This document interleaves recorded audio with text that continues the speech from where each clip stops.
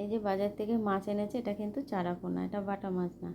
মাছটা কেটে ধুয়ে চলে এসেছি। এবার লবণ হলুদ মেখে মাছটা কিন্তু রেখে দেবো। খুব সুন্দর মাছটা, তাজাও ছিল যখন নিয়ে এসছে, কিন্তু মাছগুলো একদম জ্যান্ত ছিল।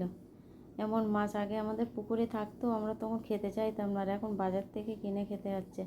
বাবার বাড়ি পুকুর ছিল, শ্বশুর বাড়ি পুকুর ছিল, এখন আর সেখানে থাকা হয় না। পুকুরের মাছ খুব কম খাওয়া হয়, বাজারের মাছই বেশি খাওয়া হয়।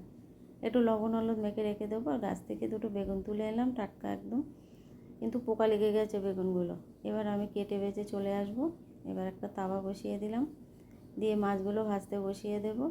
মাছগুলো ভাজতে হবে বেশ শক্ত শক্ত করে। ছোট মাছ কিন্তু একটু সময় লাগে ভাজতে, আর একটু শক্ত করে না ভাজলেও কিন্তু এই মাছগুলো ভিতরটা নরম নরম থাকে, খেতে ভালো লাগে না।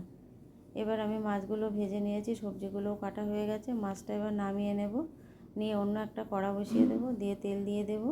দিয়ে এখানে আমি কটা বড়ি দেবো, বড়িগুলো ভেজে তুলে নিয়েছি। গোটা জিরে, পেঁয়াজ, কাঁচা লঙ্কা দিয়েছি, বেগুন আলু কেটে রেখেছিলাম। এবার ওগুলো তুলে দেবো, দিয়ে একটু ঢাকা চাপা দিয়ে কিছু সময় রেখে দিলাম।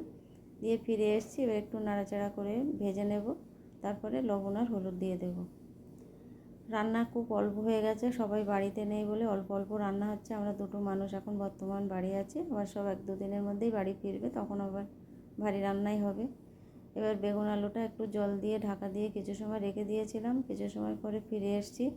এখন একটু জল আছে, জলটা শুকিয়ে গেলে ভালো করে কষিয়ে নেব। আর এখানে কিন্তু আমি বাটা মশলা করব না। এবার জল দিয়ে দেব, দিয়ে একটু জিরের গুঁড়ো দিয়ে দেব, একটু কাঁচা লঙ্কা দিয়েছিলাম, কাঁচা লঙ্কা আর জিরের গুঁড়ো দিয়েই রান্নাটা করব। আর এদিকে ভাজা বড়িটা তুলে দিলাম, দিয়ে একটু কিছু সময় সিদ্ধ হতে দেবো আলু বেগুনটা সিদ্ধ হয়ে গেছে। এবার ভেজে রাখা মাছটা দিয়ে দেব।